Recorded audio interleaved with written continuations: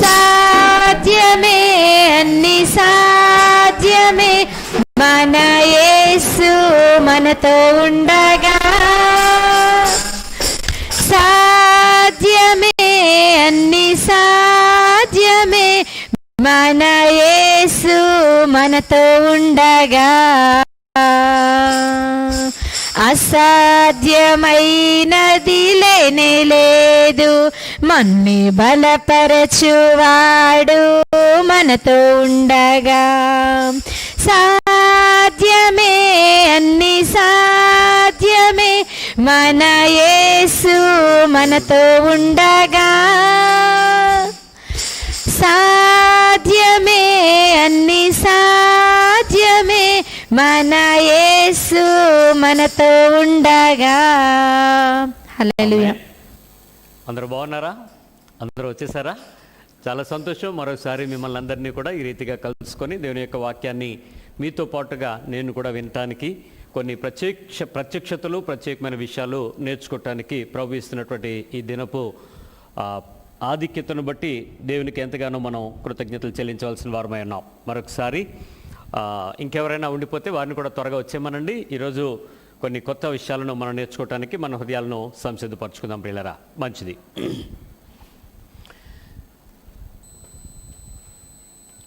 దేవుని యొక్క వాక్యం వినటానికి కూడి వచ్చిన మీ అందరికీ కూడా ప్రభునామములో నా శుభములు తెలియజేస్తున్నాను.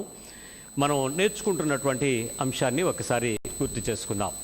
ప్రతిదినము కూడా దేవుని సన్నిధిలోనికి వచ్చినటువంటి మనము సులువుగా చిక్కులు పెట్టి అనేక పాపాల్లోంచి విడిపించబడాలని ప్రభు కోరుకుంటూ, మన అంతరంగ జీవితాలలో సత్యాన్ని కోరుకుంటూ, ఒక శరీర సంబంధమైన దురాశల మధ్యలో చిక్కుకుపోయిన క్రైస్తవ్యాన్ని సరిచేసుకోవటానికి మనం వేదన పడుతున్నాం. దానిలో భాగంగా కోరికలు తీర్చుకోవటానికి దేవుని దగ్గరికి రావటం అనేటువంటిది బయటకు కనపడుతున్న భక్తికి, లోపల ఉన్న కోరికకు మధ్యలో నిలబడుతున్న స్థితి. దీనిని సరిచేసుకుంటూ ఈ దినము కొన్ని అనేకమైన అపోహలకు వాక్యానుసారమైన సమాధానాన్ని చూడటానికి మన హృదయాలను సంసిద్ధపరచుకుందాం ప్రియారా. మంచిది. అయితే ఈ వర్తమానం వినటానికి మిమ్మల్ని అందరినీ కూడా నేను ప్రేమతో ఆహ్వానిస్తున్నాను. దయచేసి తొందరపడి తీర్పులు తీర్చొద్దు. బలహీనతల మధ్య ఎప్పుడూ కూడా దేవుని యొక్క బలాన్ని గుర్తించేంత వరకు కూడా ఓపిక పట్టాల్సిన వారమై ఉన్నాం. ఈ వాక్యము పూర్తి అయ్యేంత వరకు కూడా మన హృదయాల లోపల లోపల లోపల ఎక్కడైనా ఏదైనా చెప్తూ ఉంటే పరిశుద్ధాత్మ దేవుడు వినటానికి ప్రయత్నం చేద్దాం. ఎందుకంటే సత్యము నుండి సర్వసత్యంలోనికి నడిపించేటువంటి దేవుడు మనకున్నాడు. ఇప్పటి వరకు మనం సత్యము అని, ఆయనే సత్యము అనేటువంటి విశ్వాసాన్ని అంగీకరించేస్తాం. ఇప్పుడు సత్యము నుండి పరిశుద్ధాత్మ దేవుడు సర్వసత్యంలోనికి తీసుకుని వెళ్ళేటప్పుడు దానిలో మనం కొన్ని విషయాలను గ్రహించాలి. నా వైపు అందరూ కూడా తేరి చూడండి. నేను మీకు చూపిస్తున్నటువంటి ఇక ఇదేంటో మీరు గమనించారా? ఇవి మాత్రలు. ఈ మాత్రలు సెఫిక్సెమిన్ టాబ్లెట్స్. అంటే ఇవి యాంటీబయాటిక్స్, శరీరానికి రోగనిరోధక శక్తిని పెంచడానికి కావాల్సిన యాంటీబాడీస్ని డెవలప్ చేసేటువంటి మాత్రలు. తీయగా ఉంటాయా, చేదుగా ఉంటాయా? చాలామంది దీన్ని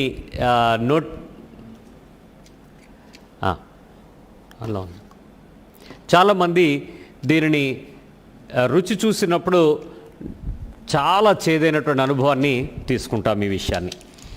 ఈ మాత్రలు మీరు చూసారు, ఇవి కూడా కొన్ని రకాలైనటువంటి మాత్రలే. ఈ మాత్రల్లో మనం చూసినప్పుడు ఇది బీపీకి వాడేటువంటి మాత్రలు, బ్లడ్ ప్రెషర్ని, రక్త ప్రసరణ వ్యవస్థను సరిచేయటానికి ఉపయోగపడేటువంటి మాత్రలు. ఇవి కూడా మీరు నాలుగుకి అంటిన వెంటనే ఒక రకమైనటువంటి చేదైనటువంటి అనుభూతిని మనిషికి కలిగిస్తాయి. ఈ మాత్రలు విటమిన్ ఈ మాత్రలు, విటమిన్ ట్యాబ్లెట్స్. ఇవి నోటికి అంత చేదు కాదు, అంత తీపి కాదు, ఒక మధ్యస్థంగా ఒక రకమైనటువంటి రుచి తక్కువ అనుభవాన్ని మనకి తీసుకుని వెళ్తాయి. గమనించండి, ఈ మాత్రలు అన్ని రకాలు మీరు వేసుకున్నప్పటికీ మీ శరీరానికి వచ్చేది మంచి ఆరోగ్యం, మంచి బలం, మంచి శక్తి. అవసరం అనుకుంటే ఆ రోగనిరోధక వ్యవస్థను పెంచుకుంటూ శరీరాన్ని దిట్టపరుచుకుని పూర్తి బలంతో నింపబడే స్థాయికి మనకి ఇవి తీసుకుని వెళతాయి. ఇప్పుడు నేను మీకు మరొక మాత్రలు చూపిస్తున్నాను. ఈ మాత్రలు చాలా అందరికీ ఉపయోగపడే ఆనందమైనటువంటి మాత్రలే. ఏమిటి మాత్రలు? ఇవి పోలో. దేనికి ఉపయోగపడతాయి? పెప్పర్మెంట్ మాత్రలు.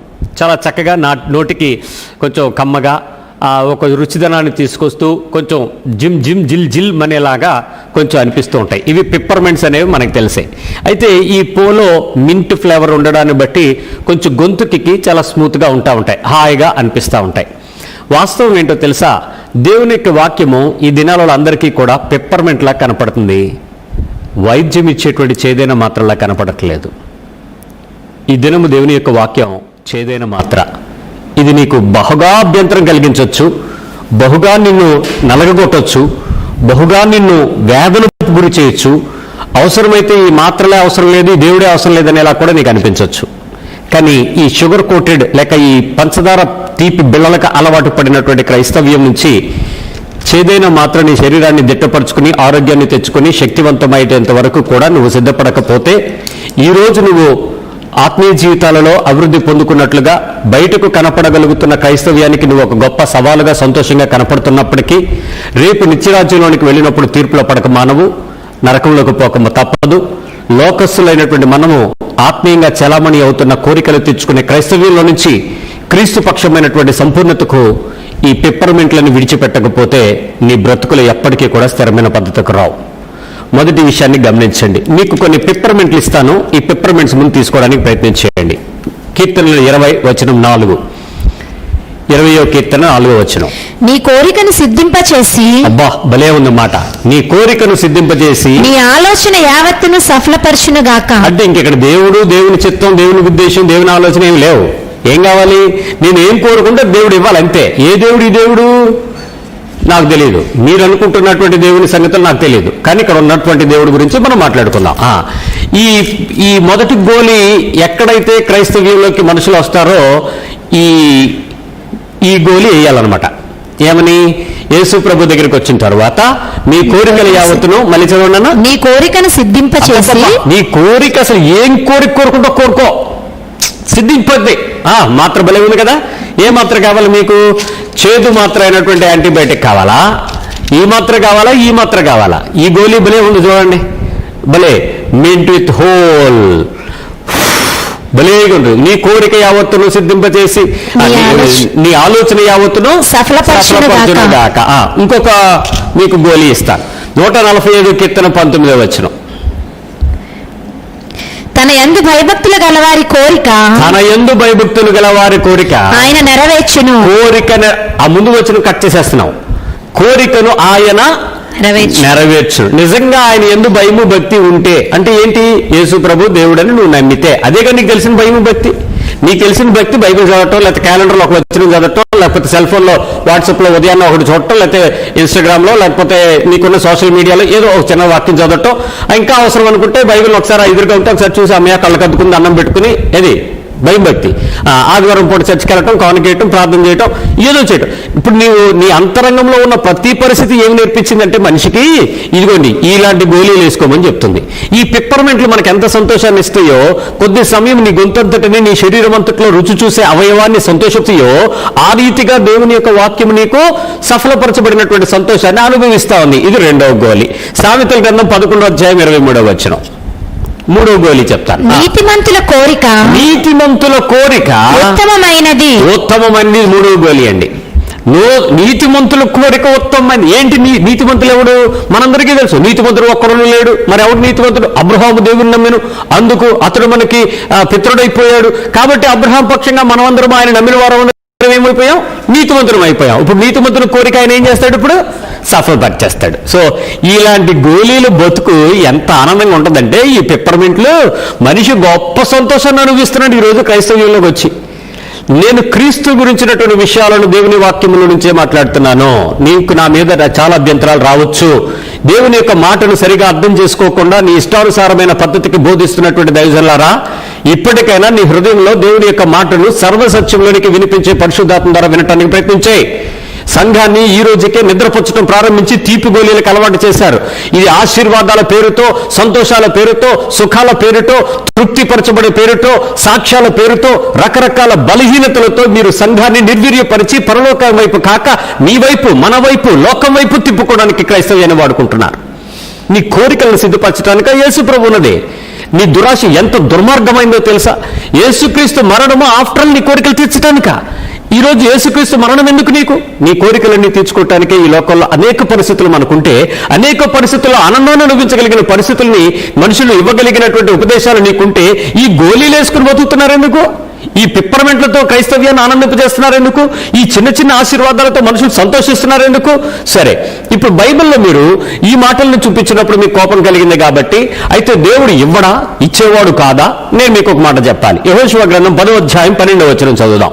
ఎందుకు ఈ విషయాలను మనం పరిశీలనగా చూసుకోవాలో చెప్తున్నాను. యెహోషువ గ్రంథం 10వ అధ్యాయంలో 12వ వచనంలో, యెహోవా ఇశ్రాయేలీయుల ఎదుట అమోరీయులను అప్పగించిన దినమున ఇశ్రాయేలీయులు వినుచుండగా యెహోవాకు ప్రార్థన చేసెను. యెహోవాకు ప్రార్థన చేయుచుండెను. ప్రజలందరూ వింటున్నప్పుడు ప్రార్థన చేస్తున్నాడు. ఏం జరిగింది? సూర్యుడా నీవు గిబియోనులో నిలువుము, ఆగిపో. చంద్రుడా నీవు అయ్యాలో నిలువుము. ఏమైందప్పుడు? నిలిచిపోయి సూర్యుడు ఆకాశ మధ్యమున నిలిచి ఇంచుమించు ఒక నాడెల్లా అస్తమింప త్వరపడలేదు. ఒక రోజంతా కూడా అస్తమించడానికి అవకాశం లేకుండా అట్లా ఆగిపోయాడని బైబిల్ చెప్తుంది. అంటే యెహోషువ ప్రార్థన దేవుడు విన్నాడా లేదా? అక్కడ వచనం రాయబడింది, యెహోషువ ప్రార్థన దేవుడు విన్నాడు కాబట్టి అట్టి కార్యం అక్కడ జరిగింది. సో మనుషులందరికీ జరిగే విషయం ఏంటంటే, మీ ప్రార్థనలను దేవుడు వినువాడు, మీ ప్రార్థనలు దేవుడు సఫలపరచువాడు, మీ ప్రార్థన దేవుడు అంగీకరించువాడు, మీ ప్రార్థనకు తగినట్టుగా మిమ్మల్ని సంతోషపరిచే దేవుడు. ఈ గోళీలకే సంఘం నిండుతుంది ఈరోజు. ఎవడు ఎలా ప్రార్థన చేయాలి అని అంటే, ప్రార్థన చేస్తే కార్యాలు జరుగుతాయి అనేటువంటి ఒక రకమైనటువంటి ఈ తీపి పదార్థాలను ఈ పెదవులకు అంటించి బోధించటం ద్వారా అవతల వాళ్ళకి తేనె గారుతుంది. ఆ తేనెను పట్టుకోవటం ద్వారా ముద్రాన్ని చూస్తున్నారు, క్రీస్తుని విడిచిపెడుతున్నారు. యేసుక్రీస్తు కొరకు బ్రతుకుట వేరు, యేసుక్రీస్తునందు ఉన్న విషయాలను పొందుకోవటం వేరు. ఈ కోరికలు పొందుకునేటువంటి వ్యక్తి ఈ చేదైనటువంటి మాత్రలకు తీసుకోవటానికి ఇష్టపడట్లేదు, సత్యము నుంచి సర్వసత్యంలోకి వెళ్ళటానికి ఇష్టపడట్లేదు. ఇది ఆరోగ్యాన్ని సంపూర్ణంగా నిలబెడుతుంది, నీ ఆయుష్కాలాన్ని పెంచుతుంది, ఇది సంతోషకాలాన్ని ఇస్తుంది, తృప్తినిస్తుంది, నీ ఆయుష్ను పాడు చేస్తుంది. నీ జీవితాన్ని పాడు చేసే గోళీల వైపు బ్రతుకుతున్నామేమో ఒకసారి ఆలోచించండి. న్యాయాధిపతుల గ్రంథంలో 13వ అధ్యాయంలో 9వ వచనం ఒకసారి చదువుదాం. న్యాయాధిపతుల గ్రంథము 13వ అధ్యాయము 9వ వచనం. దేవుడు మనోహ ప్రార్థన ఆలకించెను. స్టేట్మెంట్ చూసారు ఏముంది అక్కడ? దేవుడు మనోహ ప్రార్థన ఆలకించెను అంటే ఇతడు చేసిన మనవి, ఇతడు చేసిన మొర్ర, ఇతడు చేసిన ప్రార్థన, ఇతడు చేసిన అంగలార్పు, ఇతడు చేసిన విజ్ఞాపన, ఇతడు చేసిన హృదయపూర్వకమైన వేదన దేవుడు విన్నాడు, సమాధానం ఇచ్చేశాడు. ఇలాంటి స్టేట్మెంట్స్ బైబిల్లో బహు తక్కువ ఉన్నాయండి. అతని ప్రార్థన దేవుడు ఆలకించెను అనేటువంటి విషయాలు చాలా తక్కువ ఉన్నాయి. ఇప్పుడు ప్రార్థన ఆలకించేటప్పుడు వాళ్ళు కోరుకున్న విషయాలు ఏంటి?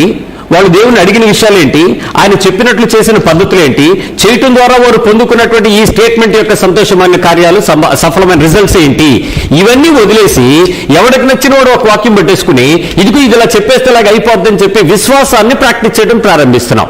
తప్పేమి లేదు, విశ్వాసాన్ని ప్రాక్టీస్ చేసి తీపి గోళీలతో బతికినంత వరకు నీకేం ఇబ్బంది రాదు. కానీ ఒక్కసారి చేదైన మాత్రం నుంచి సర్వసత్యంలోనికి దేవుడు కనుక నేను నడిపించాలని ప్రయత్నం చేస్తే తీపి మాత్రం పనిచేయవు, జాగ్రత్త. ఇవి ఉపయోగపడవు. ఈ ఉల్లాసం ఆగిపోద్ది. ఈ లోకంలో ఉన్నటువంటి పరిస్థితి అంతటి నువ్వు వేదన అనుభవించాల్సి ఉంటుంది. కాబట్టి ఆలోచించుకో. మొదటి సమూయేలు గ్రంథంలో 7వ అధ్యాయంలో 9వ వచనం ఒకసారి చూడండి. మొదటి సమూయేలు గ్రంథం 7వ అధ్యాయం 9వ వచనం. సమూయేలు పాలు విడువని ఒక గొర్రె పిల్లను తెచ్చి యెహోవాకు సర్వాంగ బలిగా అర్పించి ఇశ్రాయేలీయుల పక్షమున యెహోవాను ప్రార్థన చేయగా, ఇశ్రాయేలీయుల పక్షముగా యెహోవాకు ప్రార్థన చేయగా యెహోవా అతని ప్రార్థన అంగీకరించెను. క్లియర్ గా ఉంది సార్. యెహోవా అతని ప్రార్థన అంగీకరించెను. దేనికోసం ప్రార్థన చేశాడు?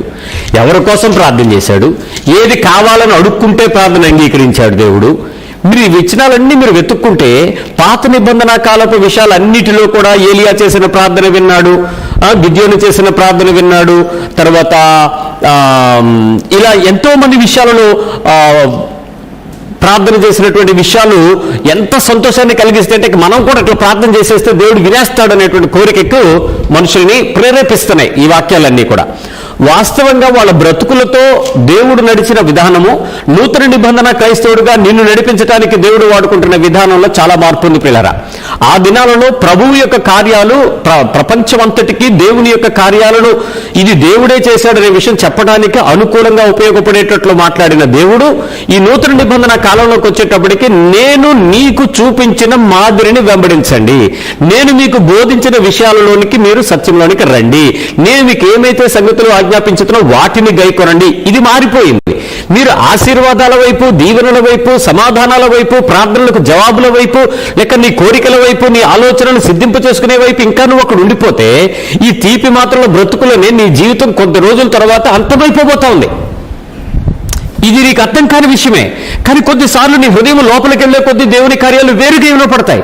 అందుకే సత్యము నుండి సర్వసత్యము నుండి తీసుకుని వెళ్ళేటప్పుడు ఆత్మ చెప్తున్న సంగతులు చెవి కలిగిన వాడు వినుడుగా కంటే ఈ రెండు చెవులకు ఇంత పెద్ద కన్నాలు, ఇంత పెద్ద కమ్మిలు పెట్టుకున్నాడు అంటాను కాదు. లోపల వినాలి, లోపల జ్ఞానేంద్రియాలు ఉన్నాయి. అందుకే ఈ రోజు మనం నేర్చుకుంటున్న వాక్యం కూడా చూపుకి, చెవికి, మాటకి మధ్యలో ఉండాల్సిన పరిశుద్ధత మిస్ అవుతుంది. ఆ పరిశుద్ధతను తెలుసుకోవటానికే ఈ తిప్పలన్నీ పడుతున్నామనే విషయం గమనించండి. ఇప్పుడు ఆలోచిద్దాం. మొదటి రోజుల గ్రంథంలో 2వ రాజుల గ్రంథంలో 6వ అధ్యాయంలో 17వ వచనం చదువుదాం. 2వ రాజుల గ్రంథం 6వ అధ్యాయం 17-18 వచనం. యెహోవా వీడు చూచినట్లు, యెహోవా వీడు చూచినట్లు దయచేసి వీని కండ్లను తెరవమని, కళ్ళు తెరువు ప్రభు అని ప్రార్థన చేస్తే దేవుడు కళ్ళు తెరిచాడు. ఆకాశంలో అగ్నిరథాలు చూశాడు.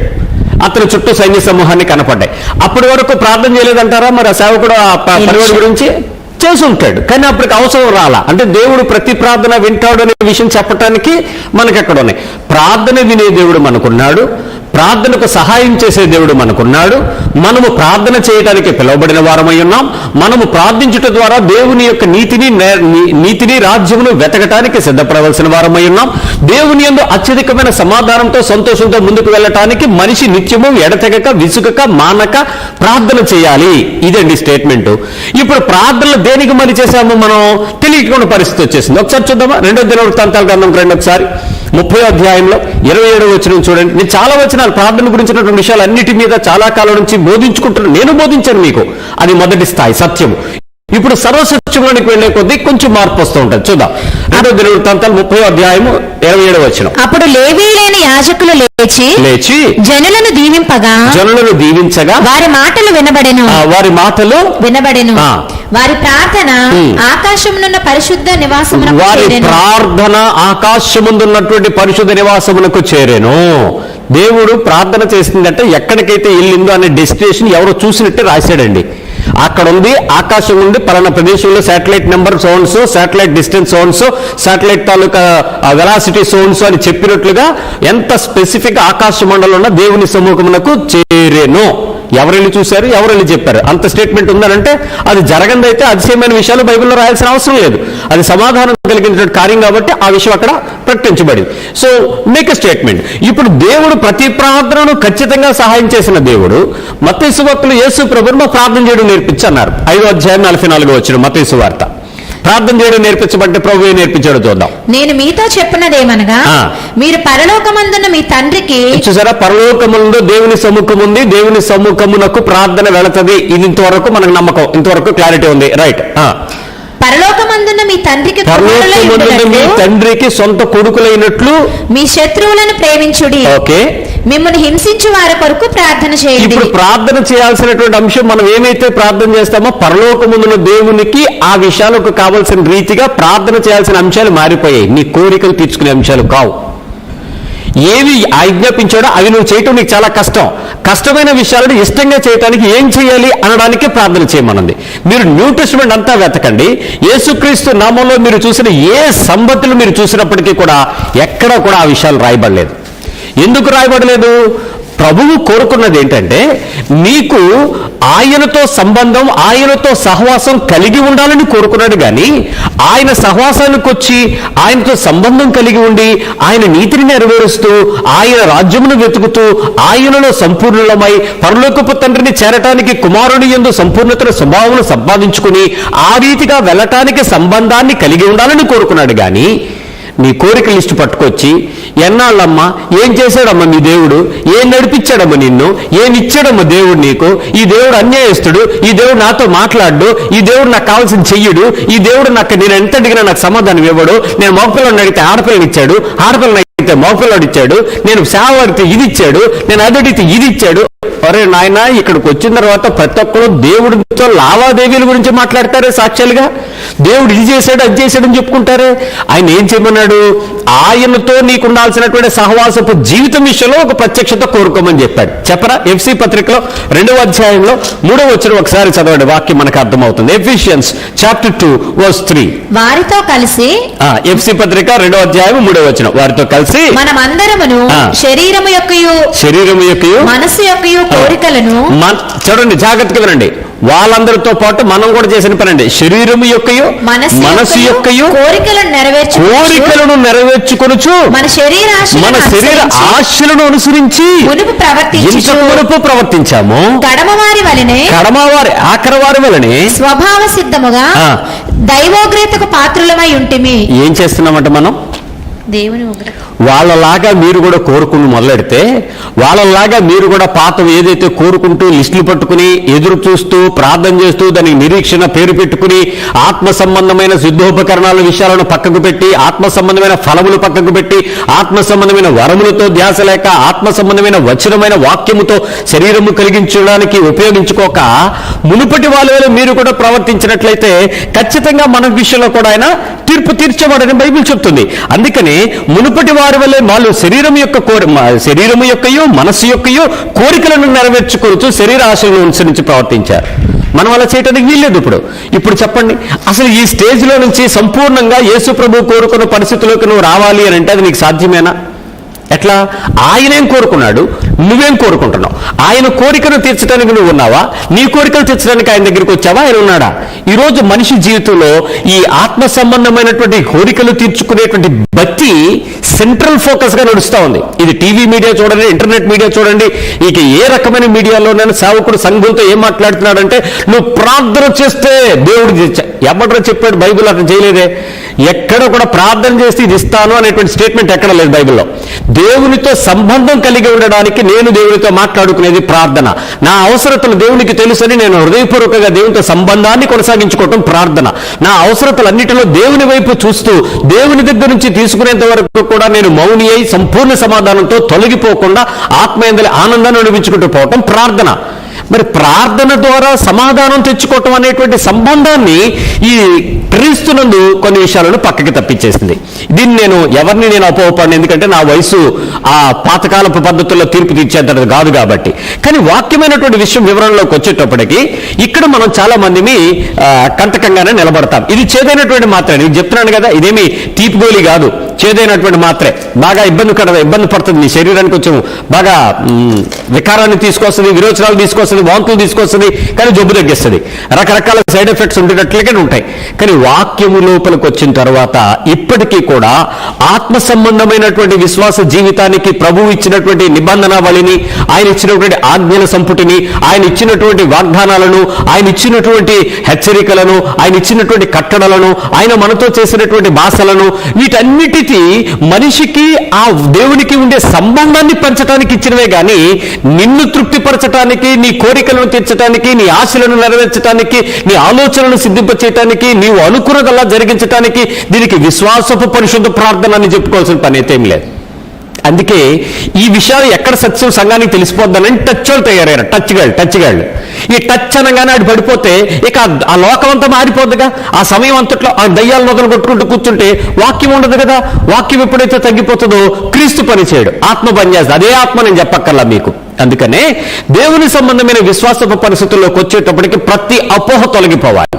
ఈ రోజు కోరికలు తీర్చుకోవటం అనేటువంటి భక్తి ఎంత దారుణంగా వేళ్ళునికిపోయిందంటే సంఘంలో ఇక్కడ జరగకపోతే ఇప్పటికీ ఉదయం కూడా నాకు ఒక సిస్టర్ గారు ఫోన్ చేసి చెప్తున్నారు, అయ్యా మీరు ఏ సమయంలో మందిరంలో ఉంటారు, నేను వస్తాను. ఎందుకమ్మా మీరు రావాలి అని అంటే, ఏమీ లేదండి, నేను లాస్ట్ ఇయర్ మీ దగ్గరకు వచ్చినప్పుడు మీరు ఒక విషయంలో ప్రార్థన చేశారు, అది వెంటనే దేవుడు కార్యం నెరవేర్చాడు, దేవునికే మహిమ, అందుకు మరొకసారి మిమ్మల్ని దర్శించుకుని వెళ్దామని. ఏమంటే నేనేం ఇజ్రాయెల్ ప్రజల్లో దోడనా, నన్ను దండం పెట్టుకోవడానికి వస్తావు నువ్వు? నేనేమన్నా మందసాను నన్ను తాకడానికి వస్తావు? ఆడెవడో వెళ్ళి ఆ కంతలో దూరి అక్కడ ఉన్నటువంటి సిలువు స్టార్ను ముద్దెట్టుకుంటున్నాడు. యేసుప్రభు పుట్టిన ప్లేస్ అంట. సిగ్గు లేదు? యేసుప్రభు ఎక్కడ పుట్టాడు? నీ హృదయంలో పుట్టాలి. అందుకే ఆయనకు చోటు ఇయ్యడం అని చెప్తుంది బైబిల్. నువ్వు వెళ్ళి ఆ స్థలాల్లో దూరిపోయి అదేదో పరిశుద్ధమైన ప్రక్రియగా ఇజ్రాయేలు యాత్ర అని చెప్పి దాన్ని వెనకాతలు కెమెరా బట్టి తిరుగుతుంటే దాన్ని ఏమనాలి అంటే, ఈ రోజుకి చాలా మందికి ఫలానా వ్యక్తి దగ్గరికి వెళ్ళి ప్రార్థన చేయించుకుంటే ఫలానా వ్యక్తి ప్రార్థన చేస్తే ఒక్కసారి ప్రార్థన చేస్తే సేవకుల ఎర్రి సేవకులు చాలా మందిని చూశాను. వెర్రివాళ్ళు వీళ్ళందరూ. వీళ్ళకి యేసు తెలియదు, సత్యం మాత్రమే తెలుసు. సర్వసత్యములను తెలిపించే పరిశుద్ధాత్మ నడిపించబడిన వారు. ప్రార్థన చేయండి, ప్రార్థన చేయండి, ప్రార్థన చేయండి. ఇది అడుక్కోవడం తప్పలేదు, చెప్పుకోవడం తప్పలేదు. ఈ రెండింటిలో ఉన్న మోసం వేరే. సర్వసత్యంలోనికి వెళ్లే విషయాలను కొంచెం లోపలికి, హృదయం లోపలికి వినటానికి గనక నువ్వు ప్రయత్నం చేస్తే ఈ చేదైనటువంటి మాత్రలన్నీ, ఈ తీపి మాత్రలు ఇచ్చినటువంటి ప్రతి డోసు నుంచి నిన్ను విరివిడివ్వగలదు. దీని నుంచి నిన్ను నిర్వీర్యపరిచి సంపూర్ణమైన శక్తితో సంపూర్ణతలకు నడిపించగలడు దేవుడు. ఆలోచిద్దాం ఒకసారి. నేను ఒక మాట చెప్తాను వినండి. నేను ఈ విషయాలలో ఒక 20 విషయాలను ప్రజల మధ్యలో ఉన్నటువంటి ప్రార్థన, కోరిక, అపోహ, ఈ మూడింటిని సంపూర్ణంగా తీసుకుంటూ దేవుని యొక్క వాక్యంలో నుంచి మనం చూడటానికి ప్రయత్నం చేద్దాం. మొదటి విషయం చెప్తున్నాను. నేను చెయ్యని వాటికి వేరొకరి ద్వారా కోరిస్తే దేవుడు ఇస్తాడా? నేను చెయ్యను, నేను ప్రార్థన చేయను. కానీ నా ప్రార్థన అనే పదము కోరిక అనే పదంగా మార్చి మరొకరికి చెప్పాలి. ఉదాహరణకు చెప్తాను. నేను ఒక పాస్టర్గా నేను నిలబడి ఉన్నాను అనుకోండి. నేను దగ్గరికి వచ్చి ఒక ఆవిడ అడుగుతుంది, అన్నయ్య నా కోసం ప్రార్థన చేయండి అంది. అంటే ఏం చేయమని? ప్రార్థన చేయండి అంది. ప్రార్థనలో నేను వెంటనే ఏమీ ప్రార్థన చేయ, దేనికోసం ప్రార్థన చేయాలని అడుగుతాను. నా దగ్గరికి ఎవరు వచ్చినా నాకున్న బలహీనత ఇదే, దేనికి ఎందుకు చేయమంటారు. వెంటనే ఆవిడ తన హృదయం అంచు బయటపడుతుంది. అదేంటి? ప్రార్థన, కోరిక, మనవా, పిటిషనా, ఏమిటి చెప్పండి. మా అబ్బాయికి పలానా అమ్మాయిని చూశాము, దాని విషయంలో మీరు ఓకే అనేలాగా మాకు ఒకసారి ఆమె జీవితం చెప్పండి. ఇప్పుడు కోరిక. ఇప్పుడు ఆమె హృదయ వాంఛ, ఆమె కోరిక, ఆమె ఉద్దేశము, ఆమె ఆలోచన, తన కుటుంబ క్షేమం కొరకు తనన్నీ చూసుకుని ఆ విషయంలో ఒక సేవకుడిగా పాస్టర్ గారి దగ్గరికి వచ్చి యేసు నామములో ఆమేన్ అంటే పాస్టర్ గారు ప్రార్థన చేశారు, ఇది దేవుని చిత్తమే కాబట్టి కట్నము అదే కాగునింతలు ఉన్నాయి కదా కొన్ని, అవన్నీ మాకు సెట్ అయిపోయినాయి, ఇదంతా దేవుని చిత్తమే. నిజం చెప్పండి, దేవుడు ఇలాంటివన్నీ చేయమంటాడా? నేను ఇలాంటి కోరుకుంటాడా? ఇప్పుడు నువ్వు చెయ్యని దానికి నా చేత కోరిస్తే, నాలాంటి పాస్టర్లు తెలసొక్కగాళ్ళు చాలా మంది ప్రార్థనలు చేపిస్తే అవుతాయా? ఇదేగా మీ అపోహ. మొదటి అపోహ, నీ హృదయము తెరవబడకుండా, నీవు దేవునితో మాట్లాడడానికి నిబంధన చేసుకోకుండా, ఆయన చెప్పిన ఆజ్ఞలను మీరి ఆయన ఎదుటి కోరికలు కోరుకోవటానికి ప్రార్థన అనే పదాన్ని వాడితే ఏ ఫలము ఉండదు. అందుకే చాలా మందికి కోరికలు తీర్చే దేవుడు కాదు ఈయన. వేరే వాళ్ళు ఉన్నారు, వాళ్ళ దగ్గరికి వెళ్ళిపోండి. ఇప్పటికైనా మించిపోయింది లేదు. ఈ నిలువెచ్చని స్థితిలో నుంచి బయటకు రండి, చల్లని స్థితిలో నుంచి బయటకు రండి. వెచ్చగానే ఉండాలి. ఇంకా అయితే చల్లగా, లేతే వెచ్చగా అంటే అయితే చల్లగా ఉండమని కాదు. మొదటి స్థాయి చల్లగా ఉంటే కడమటి స్థాయి వెచ్చగా ఉండటం. ఆ వెచ్చగా ఉండే స్థాయి నీకు ఇంకా తెలియకుండా నిలువెచ్చని స్థితిలోను, చల్లని స్థితిలోను సంఘంలో పాతుకుపోయి అదే ఆత్మీయత అనుకుంటే నీ అంత పిచ్చి మోసపు క్రైస్తవ్యం మరొకటి లేదు. నిన్ను చూసి 10 మంది సంఘం పాడైపోతుంది. నువ్వు బయటిపో. గుర్తుపెట్టుకో. మొదటి విషయం ఇది. వేరొకరి ద్వారా కోరిస్తున్న నీ జీవితాన్ని దేవుడు ఎలా ఇస్తాడు? నీకేం కావాలో, నీ హృదయం దేవునితో ఏమైందో, నువ్వు ఎట్లా దేవుని నిబంధనలు ఫాలో అవుతున్నావో, ఆయన నియమాలను నువ్వు ఎక్కడ లోబడుతున్నావో, ఆయన వాక్యానికి ఎక్కడ కడాఖండికంగా బ్రతకడానికి ఇష్టపడుతున్నావో, వాక్యాన్ని బట్టి నువ్వు నమ్మి ఏమి కోల్పోయావు అనే దాని మీద నీకు ఇవ్వబడతాయి రిజల్ట్స్. ఈరోజు మీ జీవితాలలో ఒక సిలువను, ఒక శ్రమను మీరు ఎదుర్కొంటూ దానికి దేవుని నిందిస్తున్నారు. దానికి అవసరమైతే మీ జీవితాలలో నేను ఇది లేకపోవటం వల్ల దేవుడు నాకు ఇలా చేసేసాడని దేవుని మీద అపోహపడుతున్నారు. సర్వశక్తుడు అన్యాయం చేయట అసంభవం. దేవుడు నీ విషయంలో అన్యాయం చేయట అసంభవం, దుర్లభం. ఎట్టి పరిస్థితుల్లో ఎవరికైనానో హాని కలిగిందా, వాడు ఇది దేవుడి వల్ల కలిగిందని అనకూడదు బైబిల్ చెప్తుంది. కాబట్టి మరి ఎట్లా? నీ హృదయం సరిచేసుకో, నీ ఆలోచన ధోరణి సరిచేసుకో. వేరొకరి ద్వారా అనేటువంటి పదం పక్కకి తీసే. వేరొకరి ద్వారా అనే ప్రదేశంలో ప్రత్యేకించి మీ పాస్టర్ను పక్కకి తీ. ముందు మీకే ఆ శాపం వస్తుంది. ఆ రకమైనటువంటి ప్రత్యేక ప్రార్థనలు చేయబడును అనేటువంటి వాళ్ళందరినీ నమ్మకండి. వీళ్ళు ఇప్పుడు కొత్త కాలపు దొంగలు, ఈ దొంగ బోధకులు. మీకోసం ప్రార్థన చేయటం బైబిల్ చెప్పని పని, మీరు ప్రార్థన చేయడం నేర్పించడం బైబిల్ చెప్పేటువంటి పని. ఎంత గొంతు చించుకుని అరిసినా కూడా సిగ్గుమాలిన జనం నా దగ్గర కూడా చూస్తుంటారు లైన్లో. ఏమంటే ఆడు అలాగే అంటాడు, మా కోసం చేస్తాడు, మా కోసం చేస్తే దేవుడు అంటాడు. అయ్యా, నేను ఆజ్ఞలని నెరవేర్చి, నేను నీతిని నెరవేరిస్తే, నేను పరిశుద్ధమైన జీవితం జీవిస్తే, నేను హృదయ ప్రకారం దేవుని ఆలోచన అంతటి ప్రకారం నీతి ప్రకారం చేస్తే నా ఆలోచన సిద్ధింపజేస్తాడు. నేను బతికితే నీ ఆలోచన సిద్ధింపజేస్తాడని కాదు. మర్చిపోతున్న వాక్యాన్ని. మొదటి అపోహ బయటికి రా. రెండవ విషయం, నా అవసరతల కోసం నాకంటే వేరొకరు గొప్పగా ఏమైనా కోరుకోగలరా? నా నీడ్స్ మరొకరు చెప్తే మరొకరు ఇంకా గొప్పగా ప్రార్థన చేయగలరా? ఒక సిస్టర్ గారిని అడిగితే ఆవిడ చెప్తుంది, ప్రేయర్ రిక్వెస్ట్ ఇవ్వండి అంటే ఆవిడ ప్రేయర్ రిక్వెస్ట్ ఇచ్చేసి, ప్రేయర్ రిక్వెస్ట్ రాసి ఇచ్చేది. Request prayer request. అదవుతుందా? అందుకే ఇన్నిసార్లు చెప్పాల్సి వస్తుంది ప్రేయర్ రిక్వెస్ట్. ఈ ప్రేయర్ రిక్వెస్ట్ పట్టుకొచ్చి ఆవిడ బైబిల్లో పెట్టింది. బైబిల్లో పెట్టి మోకాలు వేసి కళ్ళమ్మడు తుడుచుకుంటూ, ముక్కు సీదుకుంటూ, రొప్పుకుంటూ ఏడుస్తుంది. బ్రవ్వా ఈ రిక్వెస్ట్లో పెట్టినటువంటి సిస్టర్ గారు రిక్వెస్ట్ తీర్చేయి, చేసేయండి. ఓకే, మంచిది, వెరీ గుడ్. నువ్వేమో సీరియల్ ఆపకుండా సీరియల్ చూడు, నువ్వేమో ఫోన్ ఆపకుండా ఫోన్లో కంటిన్యూగా నువ్వు ఎప్పుడు ఆన్లైన్లోనే ఉండు. నీ జీవితకాలం నీ కుటుంబాలకు కావాల్సిన సంతోషాలు, సుఖాలు, తిండ్లు, తిప్పలు అన్నిట్లో నువ్వు ఆనందించు. ఈవిడ ఇక్కడ ప్రార్థన చేస్తుంది, లేకపోతే ఇంకొక పాస్టర్ గారు ప్రార్థన చేస్తాడు, లేకపోతే ఇంకెవరో బొరి కొడుచుకో. నిజం చెప్పండి, మీ హృదయంలో ఉన్నంత నొప్పి కలిగినటువంటి తీవ్రమైన ప్రార్థన లేక ఆ యాచన లేక విజ్ఞాపన, దేవునితో నీ సంబంధం ఈయన చేయగలరా? ఎవరైనా చేయగలరా? ఎవరైనా చేయగలరా అని అడిగితే నేను ఖచ్చితంగా చెప్తాను, చేయగలరు. ఎస్, నా స్టేట్మెంట్కి నేనే చెప్తాను, ఎస్ చేయగలరు. కానీ నీవు చెయ్యగలిగినంత కాలం మేము చేయలేము, ఇంకొకటి చేయలేడు. మహా అయితే ఒక్కసారి వస్తుంది, 2 సార్లు వస్తుంది భారమైన ప్రార్థన. ఆ తర్వాత మాకు ఒక ధైర్యం వచ్చేది, చేస్తాంలే ప్రార్థన, ఇంకెవరికైనా వస్తే బాగుండు. మాకు నడిపింపు లేదు. ఎందుకు ఆగిపోద్ది? నీ చాలు అవి చేయని అంటున్నాడు దేవుడు. ఇప్పుడు నువ్వు నా అవసరతల కోసం నేను వేరొకరి దగ్గరికి వెళ్ళి గొప్పగా ఎలా యాచించమనగలను? అవునా? ఒక్క విషయంలో జరుగుద్దండి, తల్లి తన పిల్లల్ని ఇంటి దగ్గర పెట్టొచ్చి తన పిల్లల ఆకలి తీర్చడానికే గనక అడుక్కోవడానికి వచ్చిందనుకో, అక్కడ పదార్థాలుండి ఇవ్వని వాడు ఉంటే వాడిని బతికినాడు, బాబులుగా బతికిరాడు. తన కోసం కాదు, తన పిల్లల కోసం. అంత బాధ్యత కలిగినాడు ఇక్కడ ఎవడన్నాడా? ప్రభు అయిన యేసు తప్ప ఎవ్వడూ లేడు. అందుకే బైబిల్ చెప్తుంది, నిరంతరమట తండ్రి కుడిపార్శ్వమున ప్రభు మన కొరకు, క్రీస్తు మన కొరకు తండ్రిని ఎవడైనా చేయగలడా? ఆ రకమైనటువంటి క్రీస్తుతో పక్కన కూర్చున్న ప్రార్థనకు ఇంకొకరి కోరికలను నేను అరవగలనా? చేయగలనా? భారం వస్తుందా? తీర్చగలనా? కానీ అపోహ ఏంటంటే, నేను పని చేసుకుంటున్నాను, నా వల్ల కాదు కాబట్టి నా కోసం ప్రేయర్ మీరు చేసుకోండి అని చెప్పి చందాలు పంపేవాళ్ళని చూశాను నేను. నాకు కూడా అప్పుడప్పుడు పంపిస్తూ ఉంటారు, 200, 300 పంపించి, అయ్యా మీరు మా కోసం నిజం ప్రార్థన చేస్తున్నారని నాకు తెలుసు, అందుకే మీకు ఫీజు పడుతున్నా. ఫీజు ఏంటి? ఫీజులు ఏంటి? ఈ కక్కుర్తి డబ్బులు పట్టుకున్న వాళ్ళేమో మీకోసం ప్రార్థన చేస్తున్నామని రిప్లైలు ఇవ్వటం ఏంటి? ప్రతి నెల ఒకసారి మీకు ఫోన్ చేసి మేము మీకోసం ప్రార్థన చేస్తున్నాం గుర్తు చేస్తాం ఏంటి? ఎందుకు గుర్తు చేయాలి చెప్పండి? ఫీజు లేట్ అయింది అందుకు కదా. జాగ్రత్త. 3వ విషయం అపోహలు చెప్తున్నా నేను. 3వ విషయం, నా దృష్టిలో ప్రాముఖ్యతలు దేవుని దృష్టిలో ప్రాముఖ్యతలు ఒకటేనా? నా దృష్టిలో ఉన్న ప్రాముఖ్యతలు, ద ఇంపార్టెన్సెస్, ద ప్రయారిటీస్ దేవుని దృష్టిలో ప్రాముఖ్యతలు కూడా సమానమేనా? 2 ఒకటవుతాయి ఎప్పుడైనా? ఇప్పుడు నేనున్నాను అనుకోండి, నాకు ఒక లిమిట్ ఉంది, నా చుట్టూ ఒక ప్రపంచం ఉంది, ఆ ప్రపంచానికి కొంత కంట్రోల్ ఉంది. ఈ కంట్రోల్లో ఉండేటువంటి వ్యక్తుల చుట్టే నేను ఎక్కువగా చేయగలుగుతాను. కానీ దేవుని దృష్టిలో ఉండే ప్రయారిటీ ఏంటి? అందుకే చాలా మందికి హృదయంలో నుంచి దేవుడు చేసే విజ్ఞాపన కలిగించేటువంటి ఆత్మను చూడలేకపోతున్నారు. వారు పరిశుద్ధాత్మ దగ్గరకు వెళ్ళి పరిశుద్ధాత్మనితో నడిపించబడే స్థాయికి ఒప్పుకోలేకపోతున్నారు. ఇది చాలా అజ్ఞానమైనటువంటి క్రైస్తవ్యం అనే చెప్పాలి. ఎందుకు ఈ విషయం ఒకసారి ఆలోచించండి. నేను మళ్ళీ చెప్తున్నాను మీకు, ఈరోజు నా దృష్టిలో ఉండేటువంటి ఇంపార్టెన్సెస్ అండ్ ప్రయారిటీస్ దేవుని దృష్టికి అవి ఈక్వల్ కాకపోవచ్చు. ఇప్పుడు చాలా మంది మందిరాల గురించి ప్రార్థన చేస్తున్నారు. ప్రభు మాకు మందిరం ఇవ్వండి, మందిరం ఇవ్వండి, మందిరం ఇవ్వండి. నీ దృష్టిలో మందిరం నీ ప్రయారిటీ, కానీ దేవుని దృష్టిలో మందిరం ప్రయారిటీ కాదు, మనిషి ప్రయారిటీ. నీ దృష్టిలో దేవుని సంఘంలో కొన్ని అవసరతల ప్రయారిటీ, దేవుని దృష్టిలో అవసరతలు కాదు, ఆత్మ ప్రయారిటీ. నీ దృష్టిలో కుటుంబాలు వర్ధిల్లి సమాధానంతో ఉండడం ప్రయారిటీ, దేవుని దృష్టిలో కుటుంబం శ్రమల పాలైనప్పటికీ దీనులై సంపూర్ణులై క్రీస్తు యొక్క సారూప్యాలకు వెళ్ళడం important. That is priority, God's priority. ఇప్పుడు చెప్పు, నీ ప్రయారిటీ ఎక్కడ? దేవుని ప్రయారిటీ ఎక్కడ? సంఘంలో ఈరోజు ఏం టీచ్ చేస్తున్నామంటే, నీ ప్రార్థనలతో దేవుణ్ణి ఎలా మెస్మరైజ్ చేయాలి, నీ ప్రార్థనలతో దేవుణ్ణి ఎలా ఆకట్టుకోవాలి, నీ ప్రార్థనలతో దేవుని ఎలా దింపేసుకోవాలి, నీ ప్రార్థనలతో దేవుని దగ్గర గుంజేసుకోవాలి. ఏంటి భక్తి ఎటుపోతుంది? దీనికి లూథరన్ సంఘం, బాప్టిస్ట్ సంఘం, పెంతెకోస్తు సంఘం, నా సంఘం, నీ సంఘం ఏం తేడా, అన్ని సంఘాలు సేమే, అందరూ ఒకటే గోళ.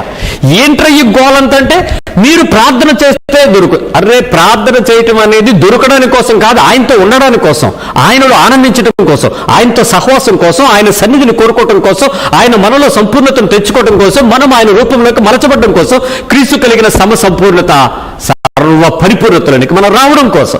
యేసు ప్రభు వచ్చి నేను మీకు ఇది చూపించడానికి వచ్చాను రా బాబు అంటే, ఆయన దగ్గర ఉన్నాయి నాకు ఈ లిస్టులు పట్టుకొస్తున్నామేంటి మనం?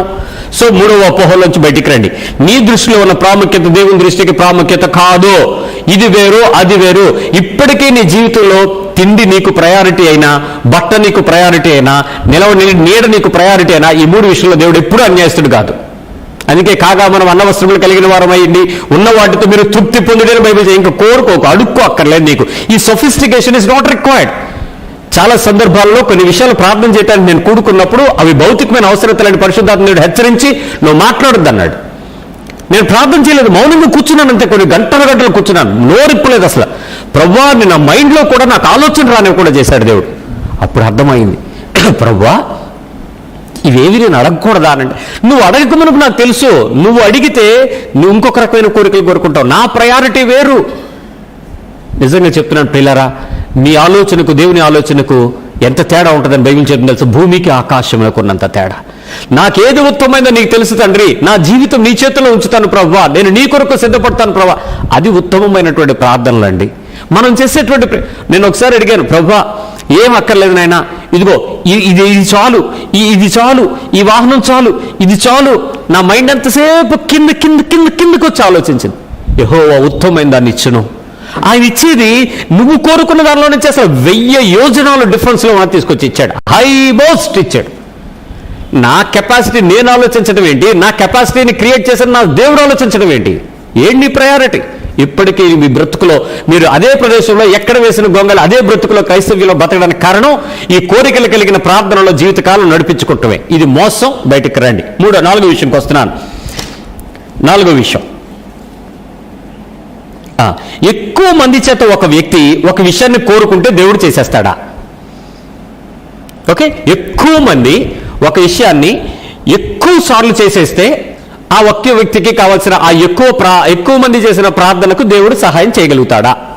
ఇది ప్రార్థన అనొచ్చు, కోరిక అనొచ్చు, మనవనొచ్చు, విజ్ఞాపన అనొచ్చు, ఇంకా అవసరం అని చెప్పుకోవచ్చు, ఏమైనా చేసుకో. దేవుడు మీ అవసరాలు తీరుస్తాడన్నా కోరికలు తీరుస్తాడన్నాడు ముందు ఫిలిప్పీ 4:19 అవసరతలు. ఇది స్టాండర్డ్ స్టేట్మెంట్, దీని నుంచి మిస్ అవ్వకండి ఎప్పుడు కూడా. రైట్, ఇప్పుడు ఒకసారి ఆలోచించండి.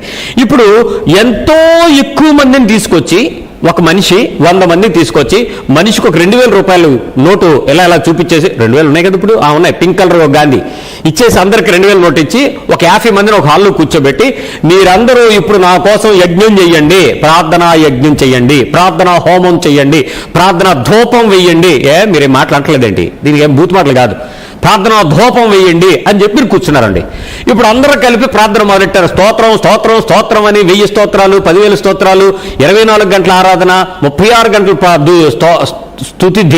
స్తుతి ధూపం. మరి ఆయన వారం రోజులు కూడా చేస్తాడు, గిన్నిస్ బుక్ రికార్డ్కి వెళ్తాడంట. పరలోకంలో రికార్డులు ఉండడం ఆయన అనవసరం కింద మీద చెవట్లు పడిపో మాకు. ఈ జనాలందరినీ ఎర్రోళ్ళు చేయి, మాకు పిచ్చోళ్ళు చేయటువంటి ఈ భక్తి పిచ్చోళ్ళు వీళ్ళందరినీ పోగేసేసి ఏం చేస్తున్నారంటే ఓరికి విజ్ఞాపన. ఇప్పుడు అదే ఒక పాస్టర్ గారి గురించో లేకపోతే ఒక మరణ పడక మీద ఉన్న వ్యక్తి గురించో మీరందరూ ఒక 2000 నోటు తీసుకొని 2000 మంది ప్రార్థన చేస్తే దేవుడు ఆమెన్ అంటాడా? ఎంతమంది గ్యారంటీ ఇస్తారండి? ఒక పని చేద్దాం, అందరం కలిసి కరోనా కోసం ప్రార్థన చేద్దాం, అందరికి డబ్బులు నేనే పంచి పెడతా. నీకెందుకు బాధ? ఏ పాస్టర్లు ఏ సంఘాల్లో ప్రార్థన వీరులు, ఉపవాస సూర్యులు, ఇంకేమైనా చేయగలిగారు, సువార్త దండయాత్రికులు అందరినీ పోగేయండి. మనిషికో 2000 ఇస్తాను, 2 గంటలు నాకు టైం ఇవ్వండి చాలు, అందరినీ జూమ్లో కనెక్ట్ చేస్తాను, అందరూ మొరపెడదాం, కరోనా అయిపోవాలంతే. ప్రార్థనకు దేవుడు కరోనా ఆపుతాడా లేదా నేనే ట్రైల్ వేయమంటలా నిన్నో. నీ ప్రార్థన మీద నీకున్న నమ్మకానికి 1000 మంది చేసేటువంటి ఒక పక్క ప్రార్థనకి ఆలోచన చేయమని చెప్తున్నా. దేశమంతా మొర్ర పెడుతున్నారు, అనేక విషయాల్లో ఉంటాయి. ఎస్తేరు ప్రార్థన ఆపలేదా? నేను మళ్ళీ నీకు అదే చెప్తున్నాను. ఎస్తేరు ప్రార్థన ఆపలేదా? యోనా ప్రార్థన ఏం లేదా? నువ్వు వితండవాదం తెచ్చుకుని బైబిల్లో నుంచి సర్వసత్యులను వింటానికి చెవులు ఎందుకు ఆపేసుకుంటున్నావు? ఆ దినాలలో దేవుడు తన ప్రత్యక్షతను చూపించడానికి, ఇది దేవుని వాక్ అని చెప్పడానికి, ప్రవక్తకు తన ప్రత్యక్షతను కనపరచడానికి చేసిన కార్యాలు అవన్నీ చూసుకోండి బైబిల్లో. యేసుక్రీస్తు వారు అలాంటి ప్రార్థనలు చెయ్యకపోవడానికి కారణం అదే. ఈ నూతన నిబంధనలో పౌలు గాని, పేతురు గాని, యాకోబు గాని, యోహాన్ గాని శిష్యులెవరూ చేయని పనులు మీరు ఎందుకు చేద్దాం అనుకుంటున్నారు? ఎందుకు ఇది అపోస్తలుల బోధన అలా అయింది? మరి అంటే విశ్వాసం దగ్గరికి వచ్చేటప్పటికి ఓల్డ్ టెస్ట్మెంట్ కావాలా, లైఫ్కి వచ్చేటప్పటికి న్యూ టెస్ట్మెంట్ వెంబడించవా? మరి ఎలా కుదురుద్దండి? అంటే 1000 మంది ఒకే విషయం విజ్ఞాపన చేసినప్పుడు దేశం మీదకి ఉద్యమం రగలడానికి నువ్వు చేస్తే జరుగుద్ది తప్ప ఒకటి కోరిక నెరవేర్చడానికి జరగదు, ఒకటి ఇచ్చ నెరవేర్చడానికి జరగదు, ఒకని సంకల్పం నెరవేర్చడానికి జరగదు, ఒకని ఉద్దేశం నెరవేర్చడానికి సఫలపరచబడదు, ఒకని ఆలోచన నెరవేర్చడానికి దేవుడు చేయడు. వాక్యములోనే 2 అంచులను చూడడం మానేసి నీకు కావాల్సిన అర్థం పట్టుకుని నా ముఖం నాకు అందంగా ఉందని నేను ఎగిరితే అలా అది కుదరదు కదా. సో ఆలోచించండి. 4వ విషయం, మన అపోహ బయటికి రండి. అది కుదరదు. ఎక్కువ మంది చేత ఒక వ్యక్తి ఒక విషయం కోరుకుంటే దేవుడు చెయ్యడు, చేస్తాడని గ్యారంటీ లేదు. చెయ్యటానికి నువ్వు చేసే సాహస ప్రయత్నాలే తప్ప ఏ రకమైన సమాధానాలు తెచ్చుకోలేవు. ఒకసారి ఒక ఆయన అన్నాడు, పాస్టర్ గారు మీ కన్నీటి ప్రార్థనలను జ్ఞాపకం చేసుకోండి, మరికొంతమంది మీ ఉపవాస ప్రార్థనలను జ్ఞాపకం చేసుకోండి, మరికొంతమంది మీ ఆల్ నైట్ ప్రేయర్లను జ్ఞాపకం చేసుకోండి. ఈ స్వార్థపూరితమైన భక్తి ఏంటర్రా మీది? అంటే మీరు చెయ్యరు కానీ మీ పాస్టర్ చేయాలి అంతే. మీ పాస్టర్ ఏంటంటే పాస్టర్ కాబట్టి ఆడే చేయాలి, ఎవరి కోసం చేయడు? అది ఏమైనా ఉందా? పాస్టర్ ఎక్కువ చేయాలి నువ్వు తక్కువ చేయాలని ఉందా బైబిల్లో?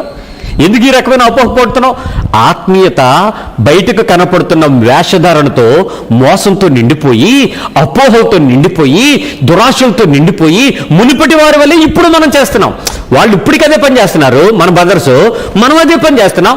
దేవుడు మార్చాము, బొమ్మ మార్చాము, గూట్లో బొమ్మను తీసి బైబిల్ బొమ్మను ఎక్కిచ్చాము. అవసరం అనుకుంటే యెరూషలేమని వెళ్ళిపోతాం, ఆ గోడకి కన్నాల్లో చీటీ పెట్టేస్తాం, తెల్లారేపాటికి వచ్చేసిందని ఆనందించేస్తాం.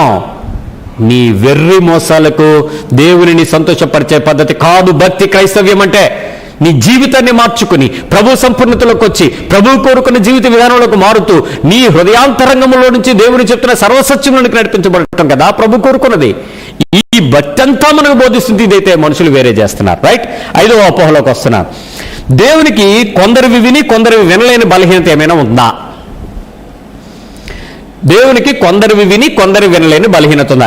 నేను చెప్పినటువంటి వాక్యాలలోనే మీరు చూడగలిగితే దేవునితో ప్రార్థన చేయటం అనే అనుభవాలకి కొన్ని కొన్ని కొన్ని 10ల సంఖ్యలోనో 20 సంఖ్యలోనో మెసేజ్లు చెప్తాను నేను. How to please God, how to get acceptance from God. ఇవన్నీ ఒక స్థాయిలో సత్యము మాత్రమే, సర్వసత్యం అది కాదు. ఇప్పుడు ఆలోచన చేయండి.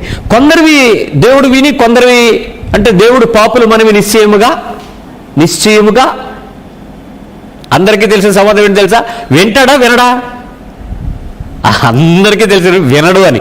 కానీ నిశ్చయముగా ఆయన పాపుల మనకు వినుడు కదా, ఇది బైబిల్ చెప్తుంది. ఆయన దుర్మార్గుల ప్రార్థన వైపు కళ్ళు తిప్పుతాడంట, ఆయన దుష్టుల వైపు ఆలోచన వింటాడంట. మరి మన సంగతి ఏంటి? పరిశుద్ధులం కదా మనం. అంటే పరిశుద్ధుల ప్రార్థనలు వేరు, పాపులు మనవి ఆలకించడు. దేవుడు ఎలాంటి ప్రార్థనలు వినడు అనడానికి బిడ్డల చెవి వినకపోతే వాళ్ళ ప్రార్థన వినడు. మరి రకరకాల లిస్టులోని నీవు క్షమించకపోతే నీ ప్రార్థన వినడు. మరి 12 పాయింట్లు ఉన్నాయి బైబిల్. అవి రెండు తీసుకుని ప్రసంగాల్లో ప్రసంగ రత్నాలు అయిపోయిన వాళ్ళు చాలా మంది ఉన్నారు. నిజానికి పాపులు మనవి ఆయన వింటున్నట్టు పరిశుద్ధుల గురించినటువంటి విషయాలు చెయ్యక్కర్లా. ఇప్పుడు చెప్పండి, కొంతమంది విని కొంతమంది వినడు అని అంటే దేవునికి ఏమున్నట్టు? పక్షపాతం ఉన్నట్టు. దేవుడికి పక్షపాతం ఉందా? లేదు. మరి అలాంటప్పుడు దేవుడు కొంతమంది వింటాడని కొంతమంది చుట్టూ తిరుగుతున్నావు, నీది వింటలేదనంటే నీలో సరి చేసుకోవాల్సింది ఏదో ఉందని అర్థం కదా. లాజిక్ అర్థమైందా? ఆ పాస్టర్ గారు అంటున్నాడు నాది వింటలేదు అని అంటే నాది వింటలేదు అన్నదే సమాధానం. ఎలా వినిపించుకోవాలనేది ఎత్తుక్కోవాలి. ఆయన ఏం చేస్తే ఆయన వింటున్నాడు అనేది చూసి నువ్వు నేర్చుకోవాలి. నీ శరీరానికి నువ్వు చెప్పుకోవాలి, దానికి తగ్గట్టు బ్రతకాలి. బ్రతుకు సరి చేసుకోవటానికి వాక్యం దగ్గరికి ఎవడో రాట్లా, కోరికలు తెచ్చుకోవటానికి ఎక్కడికి వెళ్తే ఏం జరుగుద్దాని. ఓ సిస్టర్ గారు వాళ్ళ 2 పిల్లల్ని తీసుకుని దేవుని మందిరానికి వచ్చింది. 2 పిల్లలు అంటే చిన్నపిల్లలు అనుకోకండి, కోడలో కొడుకు నూను. ఆ 2 తీసుకొచ్చినప్పుడు నేను వాళ్ళని చూశాను.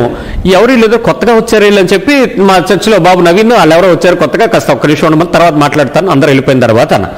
వాళ్ళు పలకరించారు, వాళ్ళని అక్కడ ఆపారు. అయిపోయిన తర్వాత ఆమె ఆపకపోయినా వాళ్ళు ఉండిపోయే రకమేనండి. దానికి డిసైడ్ ఇచ్చారని తర్వాత తెలిసింది నాకు. సరే నా దగ్గర తీసుకొచ్చారు. ఆ బ్రదర్ చెప్పండి అమ్మా ఏంటి సంగతి అని అంటే, పాస్ గారు మరి మొదటిగా మేము మీకు పరిచయం చేసుకోవాలండి. ఏంటంటే మేము మండపేట నుంచి వచ్చామండి. మండపేట చాలా దూరం కదమ్మా, ఏంటి మరి అంత దూరం నుంచి ఇక్కడ వైజాగ్లో మీకు చుట్టాలు ఎవరైనా ఉన్నారని? అదే మీకోసం వచ్చాను. నా కోసం ఎందుకు వచ్చారమ్మా, ఎంత దూరం అంటే అప్పుడు ఆవిడ అంది, అయ్యా వీళ్ళిద్దరికీ వివాహం అయ్యి నేటికి 6 సంవత్సరాలు అయిపోయింది, పిల్లలు లేరు. మంచిది, ఇప్పుడు ఏం చేయమంటారు? మీ చేత ప్రార్థన చేయించుకుంటే పిల్లలు పుడతారంట. నాదేమైనా పుత్రదాత ఫలం ఉందా నా దగ్గర? నేనేమైనా పాయసం ఇస్తే వాళ్ళ కొడుకులు పుట్టినట్టు వాళ్ళ పాయసాలు ఏమైనా ఉన్నాయి నా దగ్గర ఏమైనా పిల్లల మంత్రాలు ఉన్నాయా? నేను ఇదే ప్రశ్న మొహం మీద అన్నాను. ఎందుకు వచ్చావు బుద్ధులు? ఈ 2 పదాలను వాడేస్తే ఆవిడేముందో తెలుసా? అయ్యగారు మీరేమైనా చెప్పండి, ఎందుకంటే మీరు చేసిన పెళ్లిళ్ళలో అందరికీ వెంటనే సంవత్సరం 2-3 సంవత్సరాల లోపు అందరికీ పిల్లలు పుట్టిస్తారంట. మీ చర్చిలో వాళ్ళే మాకు సాక్ష్యం చెప్పారు.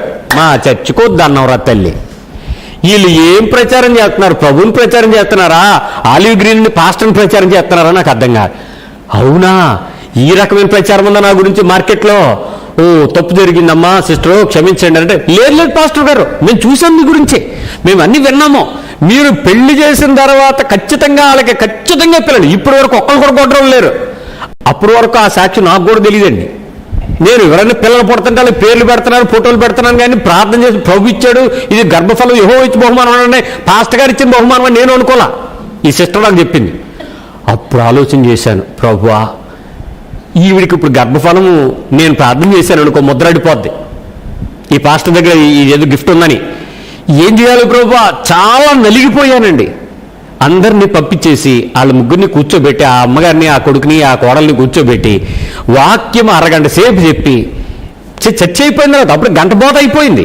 గంట బోత తర్వాత మళ్ళీ అరగంట బోత అయిపోయింది. ఓ పక్క కడుపు ఆకలి, షుగరు, అటువైపు నుంచి పిలుపులు, ఈవిడ మొదలడం ఏమంటే మీరు ప్రార్థన చేయండి అంటుంది. ఈ ప్రార్థన పచ్చ ఏంటో నాకు అర్థం కాలేదు. ఇప్పుడు విశ్వాస సహితమైన ప్రార్థన రోగిని శ్వాసపరచను. ఇప్పుడు ఎవరు చేయాలి చెప్పండి, నేనా అల్లా?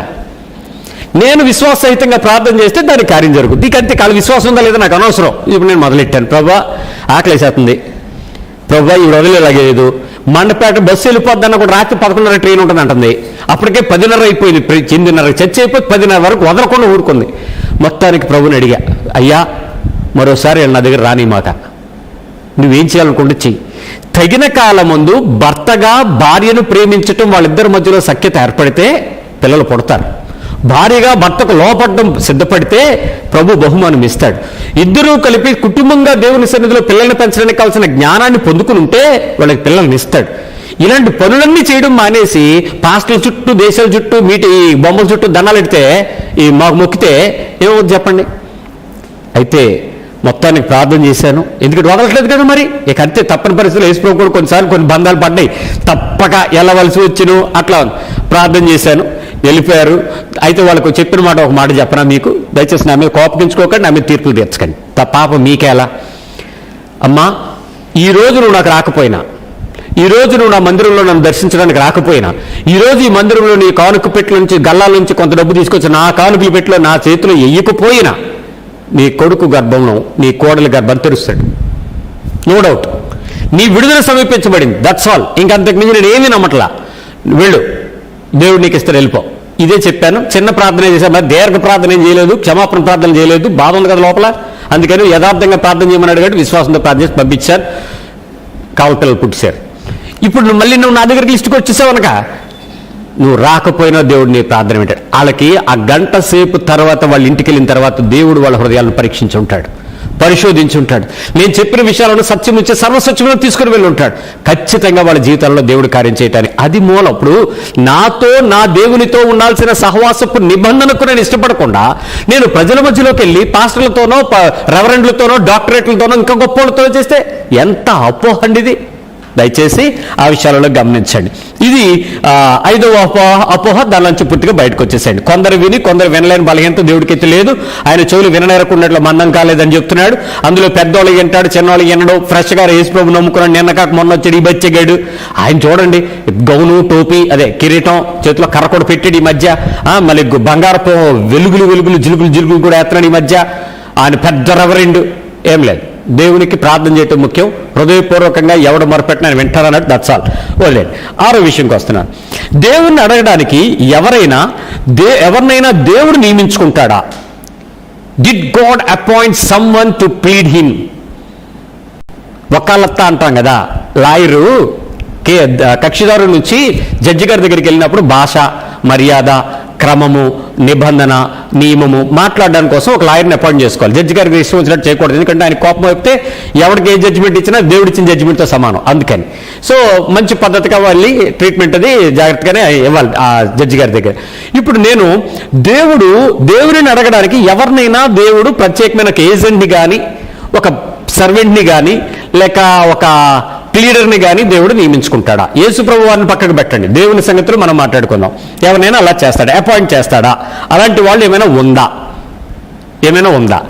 ఈ మధ్యలో కొంచెం ఒక చిన్న అపోహ జరుగుతుంది. ఈ అపోహను కూడా మీకు తీర్చడానికి దేవుడు చెప్తున్నాడు. ఏంటంటే, పెళ్లి కానోళ్ళు చేస్తే బాగా వింటాడంటగా దేవుడు. ఏంటి కదా, పెళ్లి కాని పాస్టర్లకి పవర్ ఎక్కువ ఉంటుందంటగా, ప్రతిష్ఠ అంటగా, దాని పేరు ప్రతిష్ఠ చేసుకుంటేనంట పరలోకం తెరబడిపోద్దంటగా. కొందరు వివాహమును నిషేధించే కడవరి కాలపు దుర్బోధకులు తయారవుతారు, జాగ్రత్త. ఒంటరిగా ఉండటం మంచిది కాదు, వానికి సాటి అయిన సహాయము మొదటి ఆలోచన. క్రీస్తు వచ్చి సంఘమును తీసుకుని తనతో పాటు సంబంధం సదాకాలం ఉంచుకోవటానికి ఏర్పాటు చేయబడినది వ్యవస్థ. ఇక్కడ ప్రతిష్ఠ చేయబడిన వాడు యవ్వనస్తుడు, వివాహం చేసుకొని స్త్రీ, వివాహం చేసుకొని పురుషుడు, వీరిని అపాయింట్ ఇలాగెక్కడ కూడా దేవుడు విజ్ఞాపనకర్తను అపాయింట్ చేయలేదు బైబిల్లో. దేవుడు ప్రార్థన చేసడానికి ఎవరి హృదయాలు దేవుని వైపు తిప్పబడి ఉన్నాయో, ఎవరి మనస్సులు దేవుని మీద పూర్ణంగా ఆనుకుని ఉన్నాయో, ఎవరి అంతరంగాలు దేవుడితో స్థిరమైన నిర్ణయానికి సిద్ధపడ్డాయో, ఎవరి ఆలోచనలు దేవుని వాక్యానికి నిబంధనకు కట్టుబడి తమ్ము తామును కోల్పోయారో, ఎవరి విశ్వాసాలలోనైతే దేవుని వైపు తప్ప లోకపు వైపు చూడకుండా ఉండగలిగారో, నేల వైపు కాక ఆకాశం తట్టు కన్నులెత్తగలిగారో వారిని దేవుడు తన ప్రవక్తలుగా నియమించుకుని వాడుకున్నాడు. వాళ్ళ బలహీనత లేవా? ఉన్నాయి. శరీర సంబంధమైనవి. లోకం లేదా? ఉంది. అయినప్పటికీ వాళ్ళ ఆత్మలన్నీ దేవుని వైపే ఉన్నాయి. అందుకే వారు ఎంత బలహీనులైనా దేవుడి పనికి వారు ఖచ్చితంగా ఉపయోగపడ్డారు. అంటే బలహీనతలు లేకుండా పరిశుద్ధంగా మలచబడటానికి పరిశుద్ధాత్మ దేవుడు మనకు అవసరమై ఉన్నాడు. కాబట్టి మన జీవితాలలో దేవుని ఆత్మకు లోబడటం ద్వారా కుమారత్వాన్ని సంపాదించుకుంటాం. ఇప్పుడు చెప్పండి, ఎవరిని ఆయన అపాయింట్ చేసుకుంటాడా దేవుడు? కొంతమందిని అపాయింట్ చేసుకున్నాడని చాలా మంది చెప్తూ ఉన్నారు. అలాంటి అపాయింటెడ్ క్రిస్టియానిటీ బైబిల్లో లేదు. ఇలాంటి మాటను ఎవరో నమ్మకండి. నువ్వు ప్రార్థన చేస్తే, నీ పిల్లోడు ప్రార్థన చేస్తే, నీ పనికత్తి ప్రార్థన చేస్తే, నీ ముసలోడు ప్రార్థన చేస్తే, నీ యవనస్తులు ప్రార్థన చేస్తే అందరి మీద తన ఆత్మను ఉంచుతానన్నాడండి. అది వాక్యం. అందరూ ఆత్మ సంబంధమైన విజ్ఞాపన ప్రారంభించబడినప్పుడు పరలోకం తెరవబడుతుందండి. అది ఆలోచన, ఆత్మ, వాక్యం అండి. అది లేకుండా ఇద్దరు ఏకీభవిస్తే జరుగుద్దని ఉండేటప్పుడు ఇద్దరు పరిశుద్ధులు, ఇద్దరు యవ్వనస్తులు, ఇద్దరు పాస్టర్లు, ఇద్దరు రెవరెండ్లు, 2 బైబిల్ పాస్టర్ల ఫెలోషిప్లు ఇలాంటి ఏమైనా ఉన్నాయా? ఏమీ లేవు. కారణం ఏంటి? ఇదే మోసం, ఇదే అపోహ జీవితం, ఇదే భక్తి ప్రపంచం, ఇదే ఆత్మీయత అని చెప్పుకుని కొట్టుకుపోతున్నటువంటి నేటి క్రైస్తవ సమాజం. దీనిలోంచి బయటకు రండి. అందుకే 7 సంఘాలని నేను పరీక్షించి ఈ అభిప్రాయాలకు వచ్చాను. 7 సంఘాలు ప్రకటన గ్రంథంలో 2వ అధ్యాయం నుంచి ప్రకటించబడిన 7 సంఘాల్లో కూడా ప్రభు చాలా నిక్కచ్చిగా, నిష్కర్షగా ఎవరిని వదిలిపెట్టలేదు. ఏ క్రియను విడిచిపెట్టలేదు. అన్ని క్రియలు మాట్లాడాడు. చెక్ చేసుకోండి. హోల్ క్రిస్టియానిటీ చేసే ప్రతి బ్లండర్స్ అక్కడ ఒకదాని తర్వాత సీరియల్గా రాయబడి ఉన్నాయి. ఎవరిని మోసం చేస్తారండి? మిమ్మల్ని మీరు మోసం చేసుకుంటారా?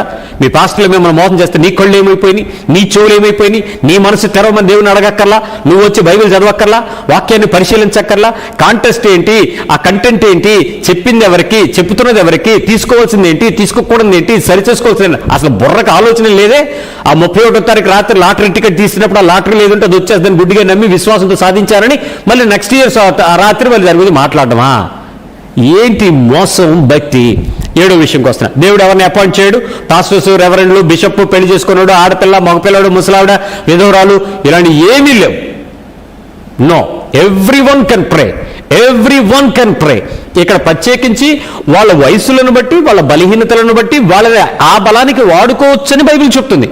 కాబట్టి ఎవరు చేసినప్పటికీ దేవునికి వ్యక్తి ఇంపార్టెంట్. అంతేగాని ఆ వ్యక్తికి సంబంధించినటువంటి క్యారెక్టర్స్, వ్యక్తికి సంబంధించిన బలహీనమైన పరిస్థితులు ఏవి ఇంపార్టెంట్ కాదు. గజ దొంగ అండి. వాడు ఏ రోజు ఒక నీతి కార్యం చేసి ఉండను వాడండి. సిలువ వేయబడిన దుర్మార్గత ఎంత దారుణమైతే తప్ప సిలువ వేయరండి. వాడు దొంగలే కాకుండా రకరకాల పనులు చేసిన వాళ్ళండి. లోకము అసహించుకుని వాడిని చంపితే బెటర్ అని బాహాటంగా ఉరి తీయటానికి, సిలువ వేయటానికి ఎక్కిన వాడు చేసిన ప్రార్థన యేసుప్రభు విన్నాడు. పక్కన ఉన్న పరిశుద్ధుడు. ఎలా సాధ్యం అది? పరిశుద్ధులుగా కింద నుంచి ఏడిచేవాడి సంగతి నాకు తెలియదు, కానీ అక్కడున్న పాపి ప్రార్థనలు కూడా వినగలిగాడంటే దేవుని యొక్క గొప్పతనాన్ని గుర్తించండి. 7వ విషయంకి వస్తున్నా.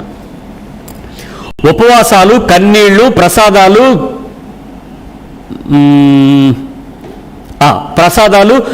ఇలాంటి దానాలు లాంటివి దేవుణ్ణి ప్రసన్నం చేసుకోవచ్చా? Can we please God by doing this? ఏమేంటి? ఉపవాసం చేస్తే దేవుడు వింటాడంటగా చాలా మంది చెప్తున్నారు ఈ మధ్య. మీరు ఉపవాసం ఉండి అడగండి, ఇచ్చేస్తాడు. చేయండి, ఉపవాసం చేయండి. ఎన్ని రోజులు చేస్తారు? చేయండి. షుగర్ డౌన్ అయి సస్తావు, జాగ్రత్త. అంటే ఉపవాసం అనేది దేవుని కొరకు చేయటానికి దేవుని ఆత్మచేత ప్రేరేపించబడిన లక్ష్యము. ప్రభువు నిన్ను ప్రేరేపించేటువంటి విశ్వాసం అది. ప్రభువుకి నీకు ఉండే పరిశుద్ధాత్మ ద్వారా నడిపించబడే పరిస్థితులలో నీ హృదయములో నుంచి దేవుడు నీతో సంపూర్ణంగా ఒప్పింపజేసి, ఇదిగో దీని నిమిత్తమై నువ్వు నాకు బలి అర్పించుకోవాలి అని చెప్తాడు. ఆ బలి ఉపవాసం. ఆ బలికి అర్పణకు తగిన కార్యం నువ్వు చూస్తావు. ఉపవాసం చేయొద్దని నేను చెప్పట్లా. ఉపవాసం అందుకే బైబిల్లో చెయ్యాలా వద్దానంటే యేసుప్రభు ఎక్కడా కూడా చెప్పలా. చేస్తే ఎలా చేయాలో చెప్పాడు. అంటే ఏంటి అర్థం? చెయ్యమని చెయ్యొద్దనే. శుభ్రంగా ముప్పొద్దులు తిరుగుతున్న వాళ్ళు చాలా మంది ఉన్నారు. ఈ గొడవ లేదు. ఇంకేమైనా అంటే ఈ మధ్య రేషన్ కార్డులు మన మనిషికి 1 కేజీ, 1/2 కేజీ, 2 కేజీలు సెలవులు వస్తున్నాయి కదా, శుభ్రంగా ఉప్పు కారం వేసుకోవడం, ఉడకబెట్టి వేపుకోవడం, ఎక్కడికి వెళ్ళి శనగలే. ఉపవాసం శనగలు తినండి, శుభ్రంగా తినండి, ఏది పెడితే తినండి, తప్పేం లేదు. కానీ ప్రభువు వాక్యం చెప్తున్న పద్ధతి ఏంటి? ఉపవాసంతో ప్రభువును ప్రసన్నం చేసుకోవచ్చా? Can you please him? Esther ప్రార్థన మళ్ళీ మొదలే, యోసేపు ప్రార్థన, దావీదు ప్రార్థన, మరి ఉపవాస ప్రార్థనకి ఎన్ని పట్టుకెళ్ళిపోయి లింకులు ఎతికేసి వాక్యాన్ని నీకు ఇష్టం వచ్చిన దగ్గర అప్లై చేయించండి, ఎక్కడ కావాలంటే ఎక్కడైనా తెచ్చుకోవచ్చండి. కానీ అది ఎందుకు, ఎవరికి, ఎప్పుడు, ఎక్కడ, ఎలా, ఈ విషయం స్పష్టత రానంత వరకు నువ్వు ఒక గుడ్డి అంధ భక్తుడివి, గుడ్డి విశ్వాసివి, మరి దైవ ప్రేరేపణ అనే పదం వాడేయగలిగిన వాడివి. దాని నుంచి బయటికి రా. ఉపవాసాలతో అవ్వద్దు.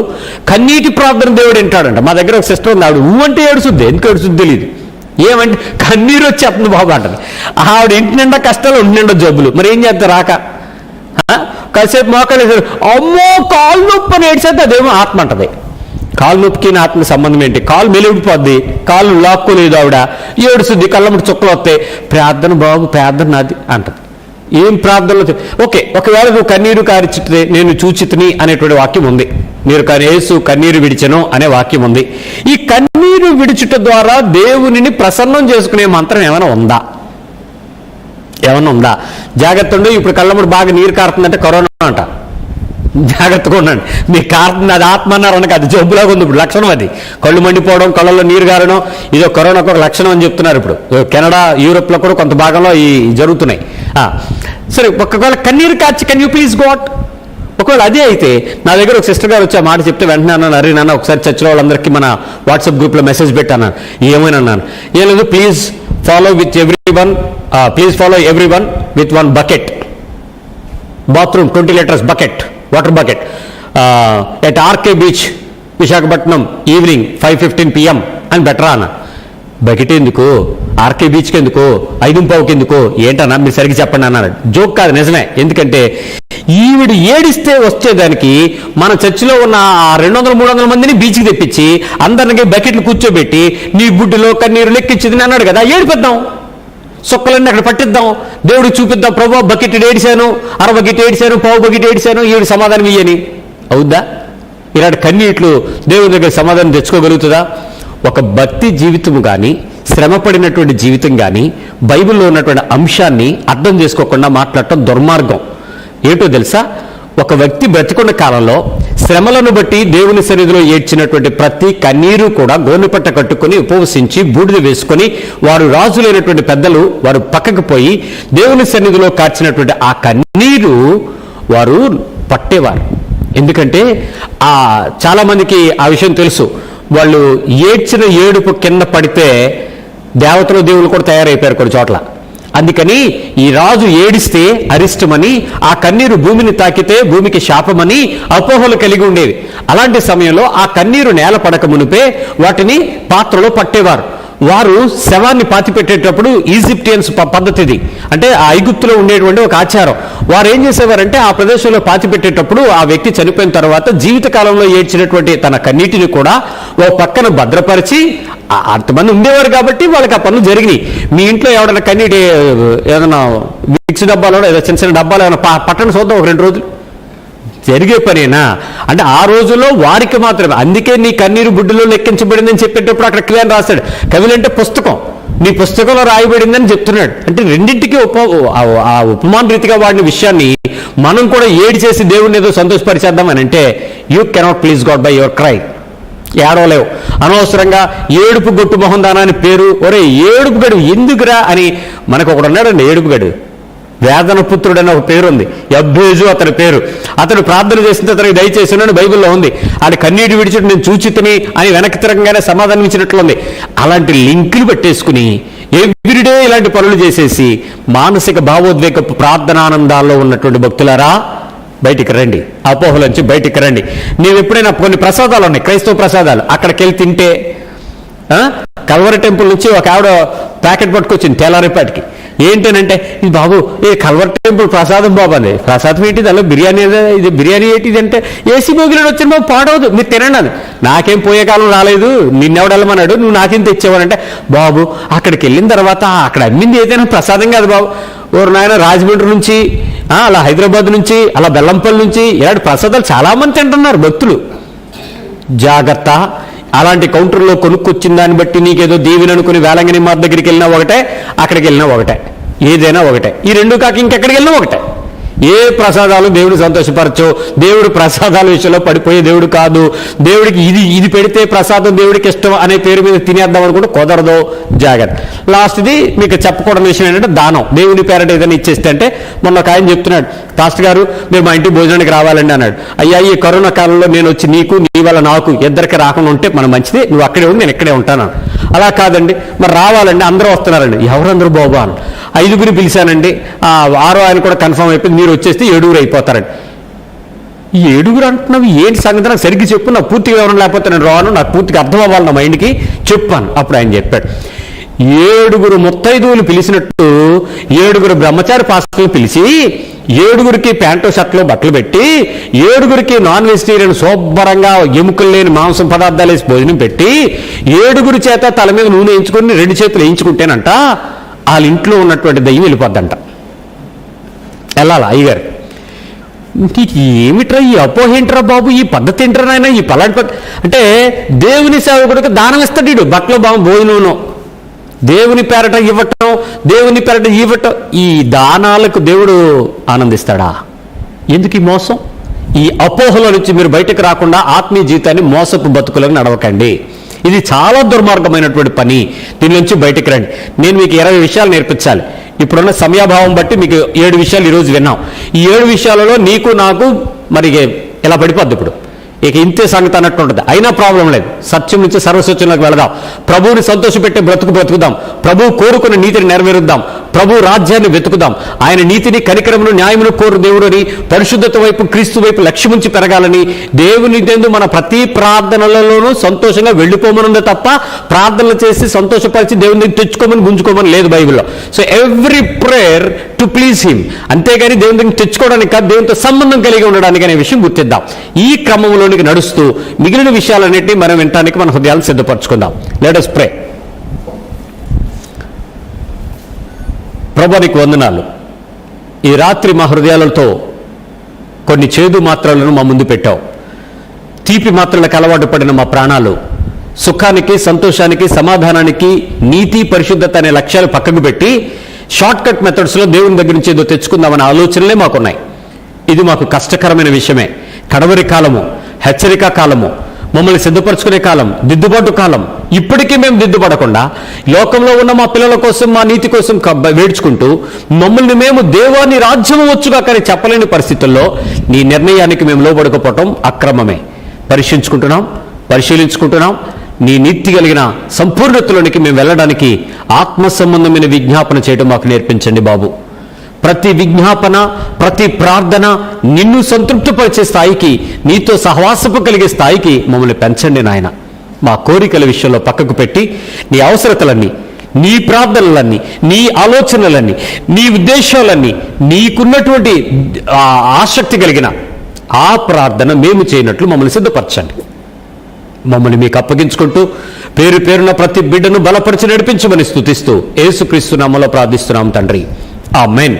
అయ్యా, దేశమంతటికి విపరీతంగా ఉన్నటువంటి ఈ కరోనా ఉధృతతో అనేక ప్రదేశాలలో, ప్రాంతంలో బిడ్డలు ప్రభా నలిగిపోతున్నారు, ప్రాణములు పోతూ ఉన్నాయి.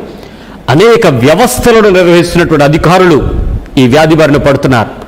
అంతేకాదు నాయన, హాస్పిటల్లో ఉన్నటువంటి పరిస్థితులు అయితే విపరీతమైనటువంటి విషయాలు, మేము కని విని ఎరగని విషయాలు జరుగుతున్నాయి. నీ కనికరం మా దేశంపై ఉంచండి. నీ ఆలోచన చొప్పున ప్రజలందరూ కూడా త్రిప్పబడినట్లు సహాయము చేయండి. నీవు స్వస్థపరచు దేవుడవు. నీ వైపు మనసు త్రిప్పుకొని నీ వైపు తిరిగిన ఎడల తప్పక ఆ దేశం మీద ఉన్నటువంటి తెగులు కానీ, కరువు కానీ వాటన్నిటిపై నీవు అధికారాన్ని చూపగలనని మా నిబంధన ప్రజలతో చెప్పావు. నీ చిత్తమైతే వారన్ని పరిస్థితుల మధ్య సహాయం ఇచ్చి, సమాధానం ఇచ్చి, జీవితకాలము ప్రజలు నీ రాకడకు ఆయత్తపట్టకు సిద్ధపరచమని, నీ బలముతో మమ్మల్ని దర్శించమని యేసు నామములో కృతజ్ఞతలు చెల్లిస్తూ ప్రార్థిస్తున్నాం తండ్రి, ఆమేన్. తండ్రి అయిన దేవుని ప్రేమ, కుమారుడైన క్రీస్తు కృప, పరిశుద్ధాత్మని యొక్క అన్యోన్య సహవాసం నీ ముందు తెల్లవంచని బిడ్డలందరికీ సదాకాలము నడిపించి సంపూర్ణతలో క్రీస్తు సారూప్యంలో స్థిరపరచునుగాక, ఆమేన్. అందరికి వందనాలు. ప్రభు మిమ్మల్ని దీవించునుగాక.